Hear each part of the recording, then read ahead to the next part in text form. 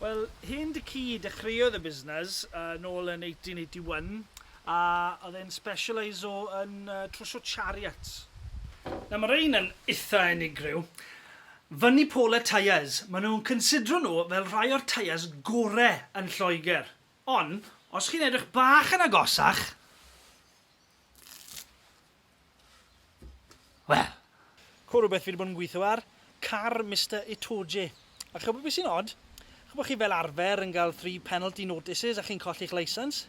Wel, mae hwn wedi cael ei bwco 5 gwaith gyda illegal breakdowns, a mae fe dal i fynd. Fe hwn nawr, faral deliveries. Yr unig beth mae fe'n neud yw windio a cwyno, a mae fe wastad yn hwyr. Alright, mate? Yeah, what's the matter now?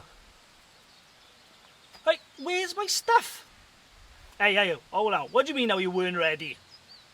I gave you the order, you were the one who decided to go off and have a drink with your mates. Na mae hwn fan hyn wedi bod yn achosi cryn dipyn o ben dost i fi. Maen nhw'n galw the Sinclair Genge effect, a fi wedi gweld e lot yn ddiweddar. Fel chi'n gallu gweld, mae hwn wedi troi mewn ar ongl, a os dim ots faint o weithio fi'n reseto fe, mae fe dal yn mynd mewn ar ongl. Ond fi wedi ffindo mas, mae tipyn bach o hwn, yr hen TMO, yn gallu sorto fe mas. Bonjour, Mr Gousier. Over here. All right. Bonjour. Yr ein Pascal, poor dab. So fi'n gweld rhy dda dyddi yma. Fi wedi bod yn trio gwerthu car Mr Mala, a mae rai yn cysau e, mae rai yn offi fe, a mae fe'n good and firing on all cylinders, ond mae fe'n mynnu bod rhaid ffidlo dan y bonnet cyn neud unrhyw beth. Oh, repeat customer. Hello, Eddie.